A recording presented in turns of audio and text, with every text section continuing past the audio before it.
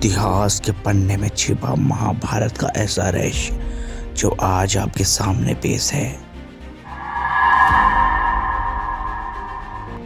दुनिया का सबसे विशाल युद्ध यानी कि महाभारत का युद्ध अपने आप में ही एक प्राचीन भयंकर युद्ध था जिसने सभ्यता और संस्कृति दोनों को नष्ट कर दिया।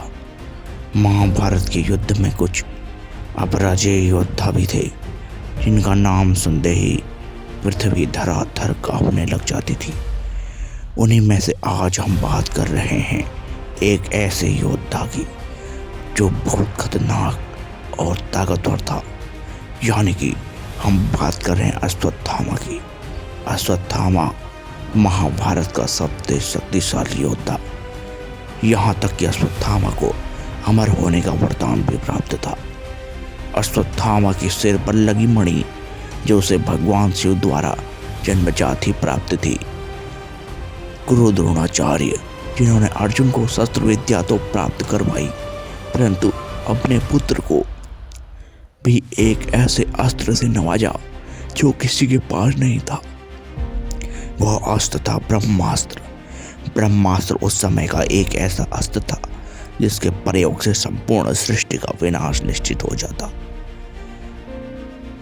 दुर्योधन की सबसे बड़ी गलती यही रही कि उसने अश्वत्थामा को अपना सेनापति नहीं बनाया। मित्र मोह में उसने ऐसा किया। यदि कर्ण की जगह अश्वत्थामा कौरवों के सेनापति बनते तो शायद स्थिति कुछ और होती, परंतु यह दुर्भाग्य कहें दुर्योधन का या पांडवों का सौभाग्य, अश्वत्थामा सेनापति नहीं बन पाया, जिस कारण दुर्योधन को युद्ध में हार उठानी पड़ी। यही हार दुर्योधन की मौत का कारण भी बनी। अश्वत्थामा के बारे में कहा जाता है कि अश्वत्थामा को 50,000 घोड़ों को एक साथ मारने की शक्ति प्रदान थी।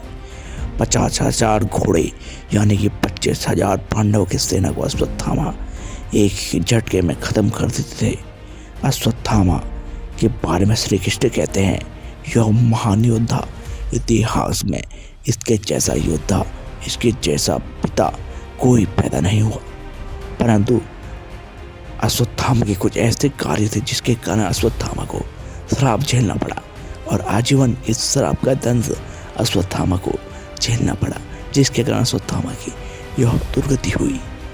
अश्वत्थामा ने धोखे से पांडव के 5 पुत्रों की हत्या कर दी, परंतु जब अश्वत्थामा को पता चला कि वह मरने वाले पांडव के पुत्र थे, तब उसको बड़ी ग्लानि हुई और इसी का श्राप श्री कृष्ण ने उसको दिया।